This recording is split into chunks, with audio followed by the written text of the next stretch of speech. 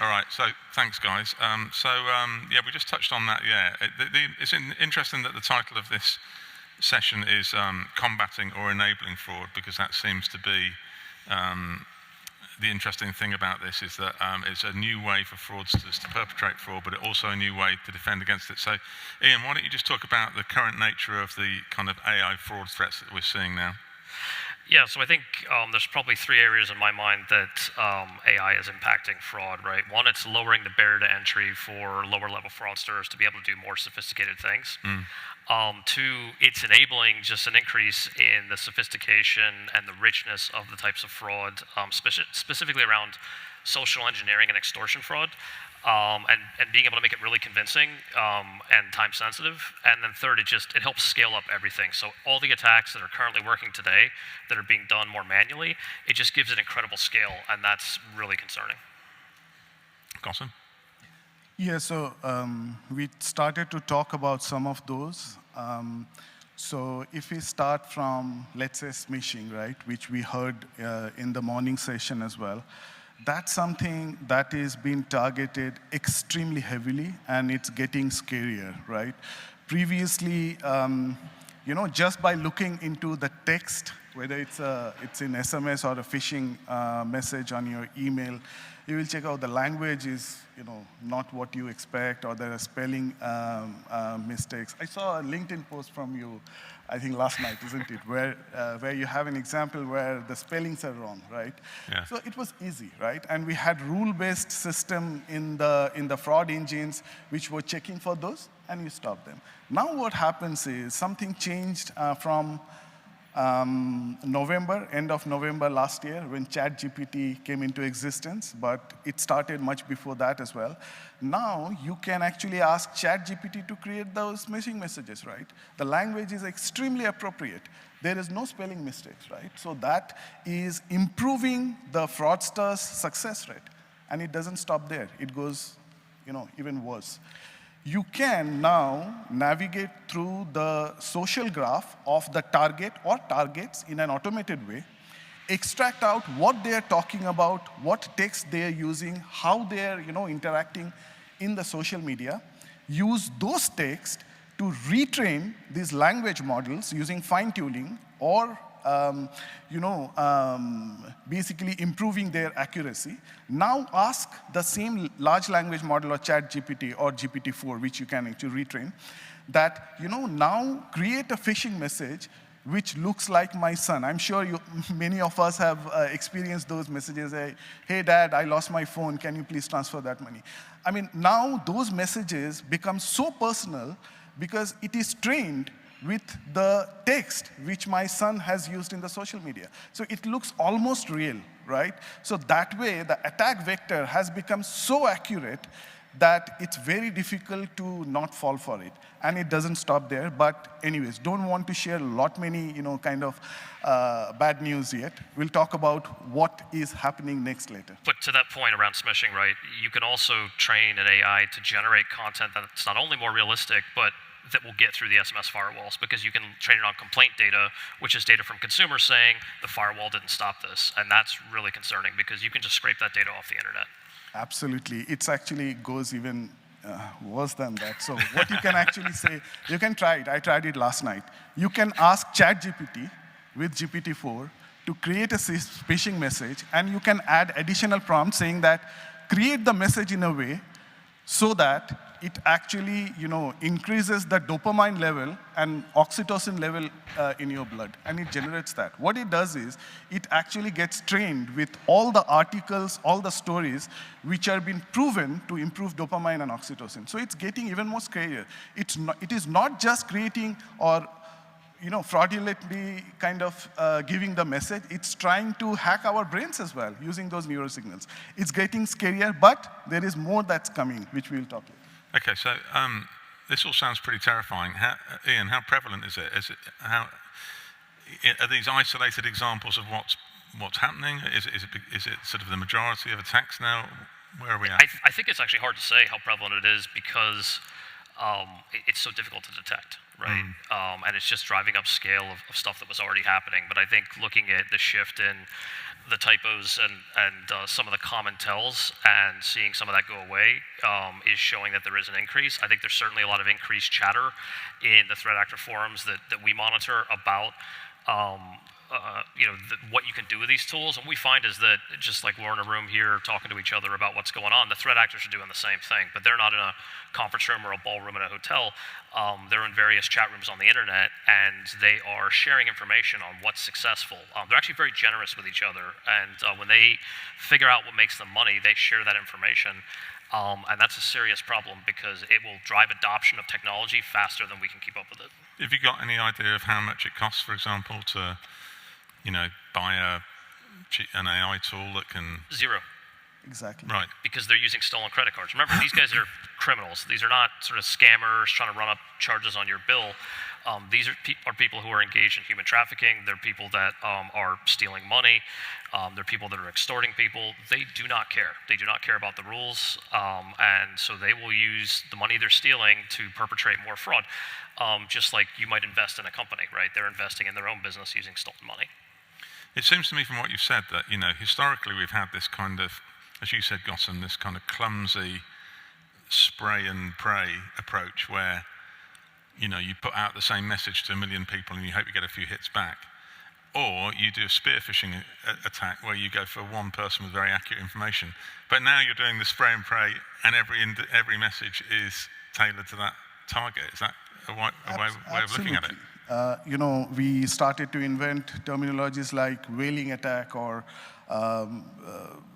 targeted whaling attacks and so on, and spear phishing attacks.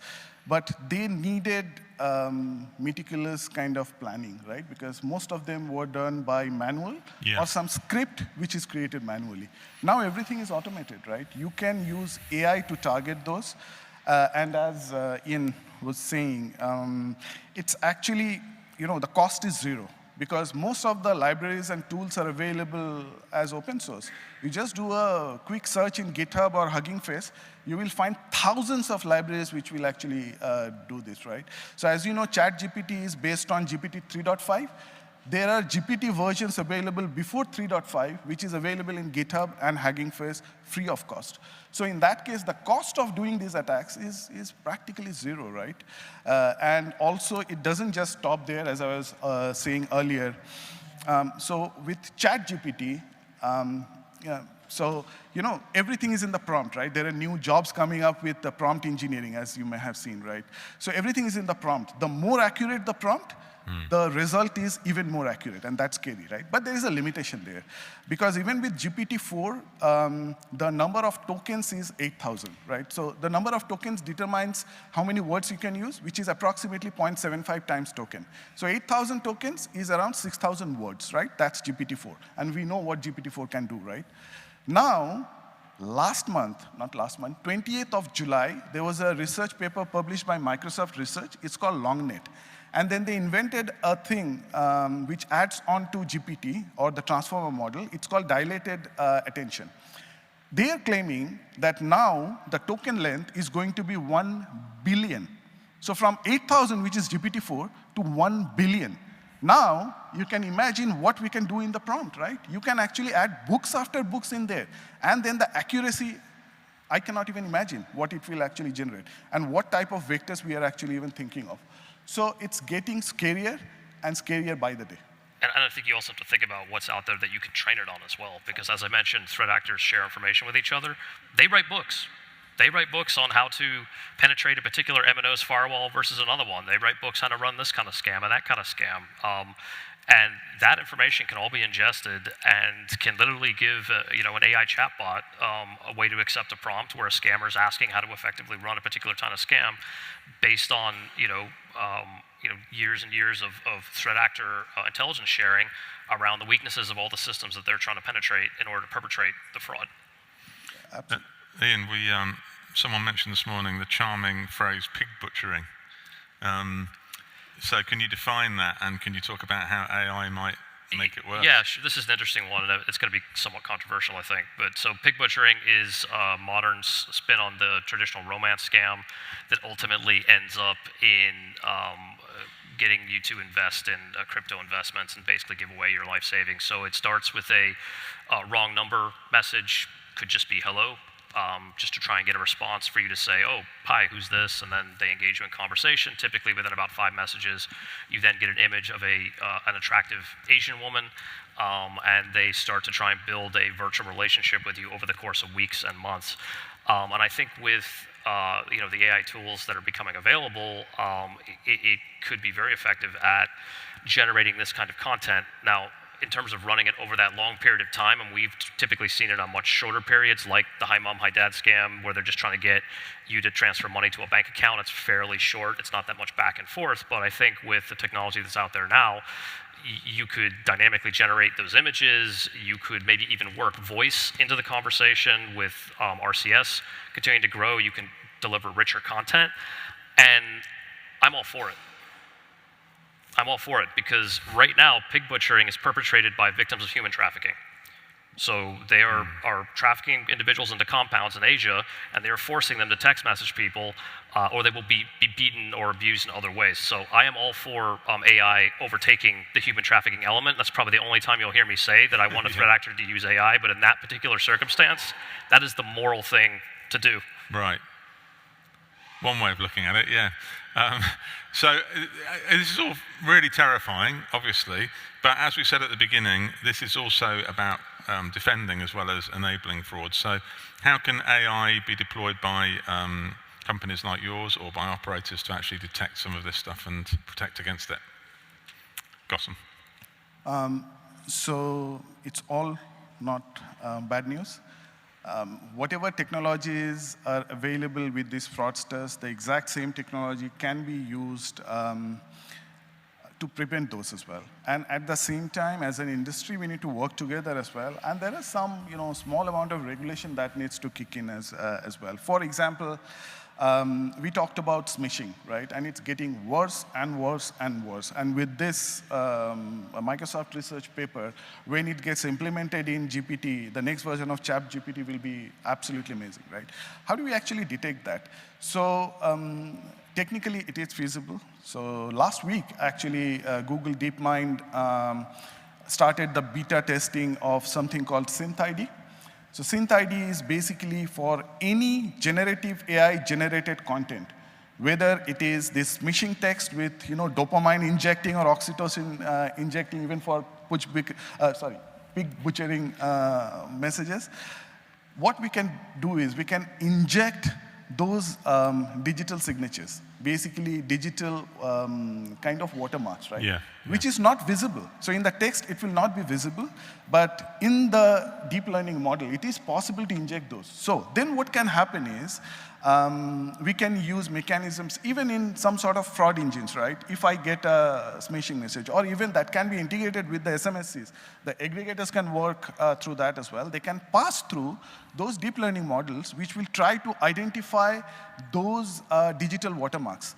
And SynthID, they did it in a brilliant way. The way they did that is, even if you apply some sort of, let's say, filtering, right? Because the images will go through some sort of processing, still, those digital watermarks are there because they are part of the deep learning model. So those are the technical solutions that we can use as an industry to use AI against the fraud that's happening using AI, right? Along with that, we can use, as we were talking about in the previous session as well, any place where actively user is involved in the authentication, the AI will target that, right? Because it's easy, whether it is through social media content or the images that we are using. Here, if we move towards passive authentication, passive identification of the user, where the user is not involved, we use AI to do that, right? And it's feasible. We talked about a lot many data in the last session. There's a lot many data that gets generated in every single platform as well.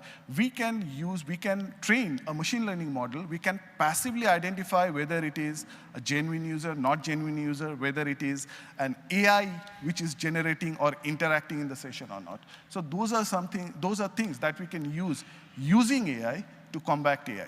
because it's going to be very, very difficult to use the traditional methods to combat AI. So we need to go beyond the rule-based mechanism where humans were creating rules, very sophisticated rules, but they can be invalidated very easily using this AI. So we need to evolve from there. And there's a report that was published by GBG. It claimed that if you actually combine or evolve rule-based mechanism to combat fraud, and if you evolve that and include trained machine learning model based that as well, the accuracy, even with this complicated AI world, the accuracy increases to 30%. So there is empirical evidence there as well, which is actually being used to combat that. Okay, so last few minutes, have we got any questions from the audience? This gentleman in the white shirt here. Thanks, Nick. I think this goes on. Thank you. Yeah. So Andres Karabakov, Home Office again. So will watermarking be actually effective, or is it just one more tool in the armory and we have to look at other means of detecting fraud? It's kind of one question. And this kind of corollary to that is, are we going to be forced to scan, or to instead deploy intent-based filtering and scan all content regardless of whether it's AI generated or not, and look at whether content is inherently fraudulent? So for example, in case with text, where there's still no watermarking solutions available as far as I'm aware.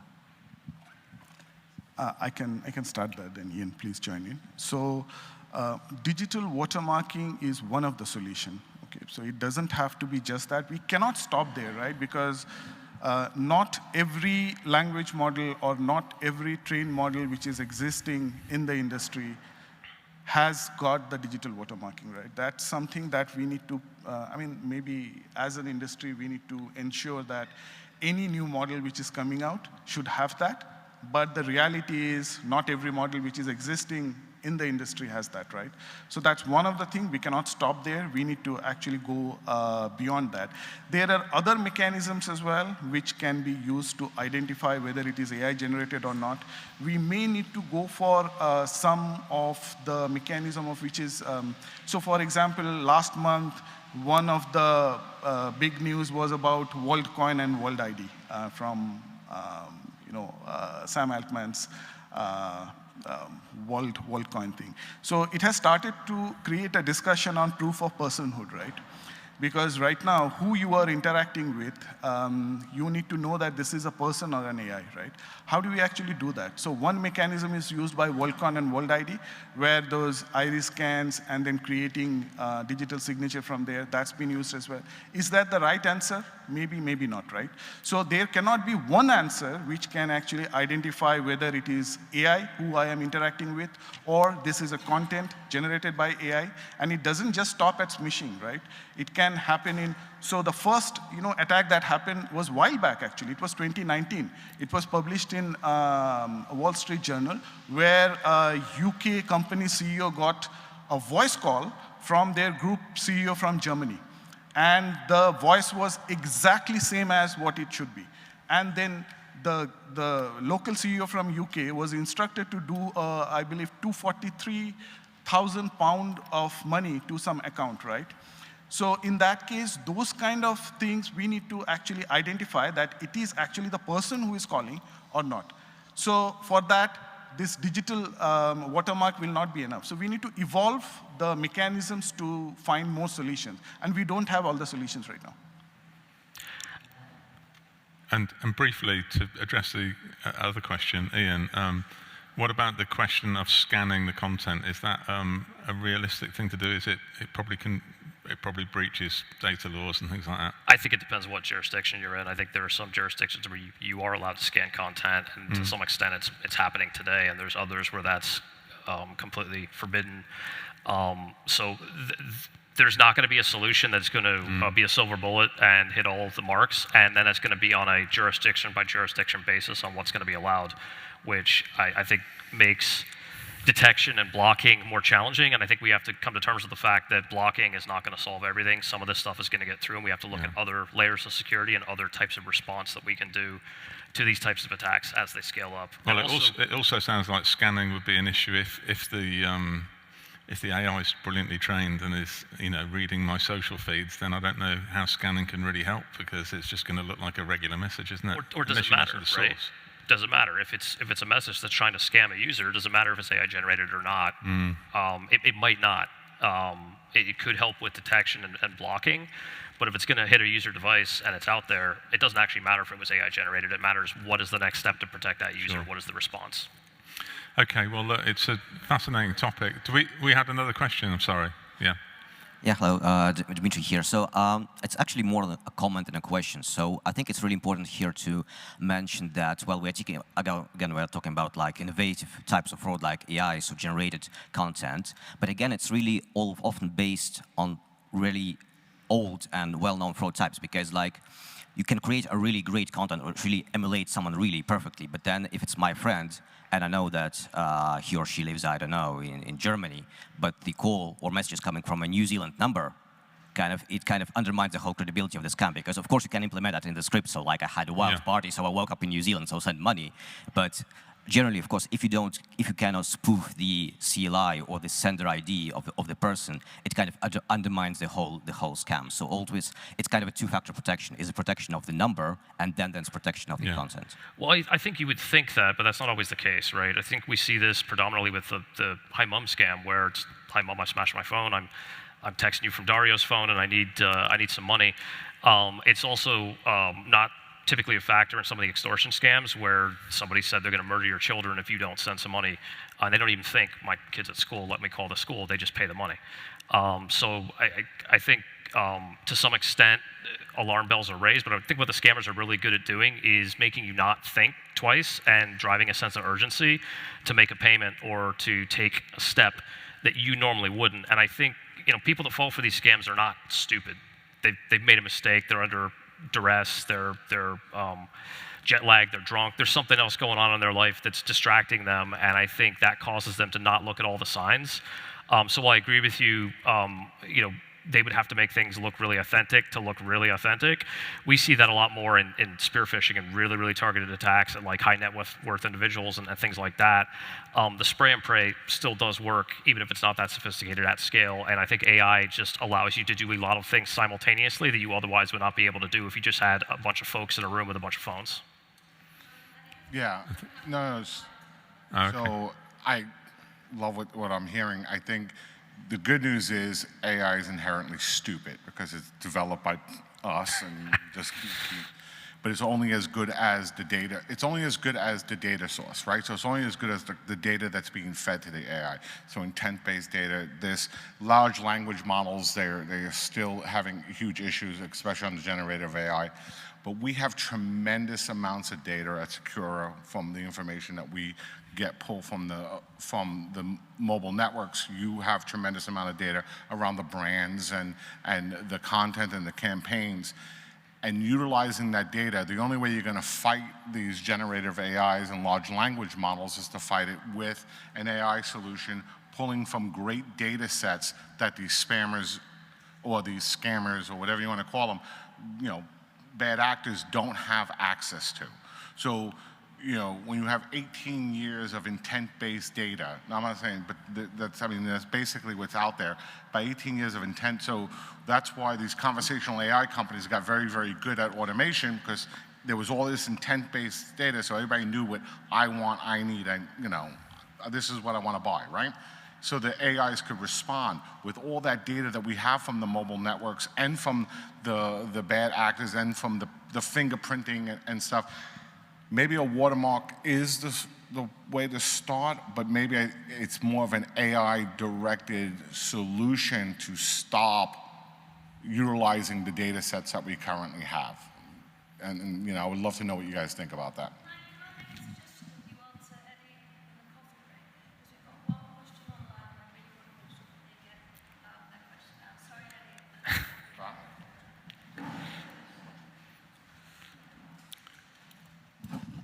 Who's going to ask the question from online?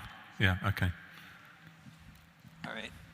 The question is from Anonymous. Pretend it's from me. It's to you, Gautam. So we've heard generative AI is a $1 trillion fraud problem, in quotes. How is data from the sim safe from generative AI? How is data from the sim safe from generative AI? Okay. Thanks a lot. Okay, so this is what Eddie was hinting at as well. So you need data to train AI, right? And those data are static data. If you don't have static data, if the data changes every second, data is only valid or useful when you access the data right now. Then using that data, you cannot actually train the model. And if you cannot train, you cannot use for fraudulent activities, right? So in that case, majority of the data related to the SIM are dynamic data, right? The 66 data signals we were talking about, SIM swap happen right now or not, that's dynamic data. At that moment of time, call forward, activate or not, dynamic data. So if we use those data, that gives us a protection shield against the trained generative AI model, which are using static data. Having said that, another element of protecting against AI is cryptography. That's one area where generative AI or AI in general has not created complication yet. It might. There are some side channel attacks that's happening in the laboratory which is creating the problem, but yet cryptography is not broken, right? And one of the, kind of almost ancient hardware that has been doing cryptography since 1991 is the SIM. So it's a cryptographic engine. It's a hardware-based cryptographic engine. Doesn't even rely on which device it is. From a very low-end Android device to a high-end iPhone 14 is the same SIM, right? Even with eSIM, is the same cryptography that's used. So that can be used to create protection against all the generative AI and beyond as well, because that's something that is not yet creating any problem from generative AI. I would say that, first of all, that question sounds like a threat actor who wants access to SIM data and is watching right now. But secondly, and I'm in no means an expert on SIM cryptography, but I would say to the extent that data can be accessed, it's not safe, right? It's going to get out there through a data breach. It's going to get out there through an insider threat or some other channel. And if that data is valuable, threat actors will use it, and will use it with AI to perpetrate further attacks. And so we have to be very aware of that. Okay. All right. Well, I think that's a topic we'll definitely come back to. Absolutely fascinating. And thank you, Ian and Gautam, for joining me on stage. Cheers. Thank you.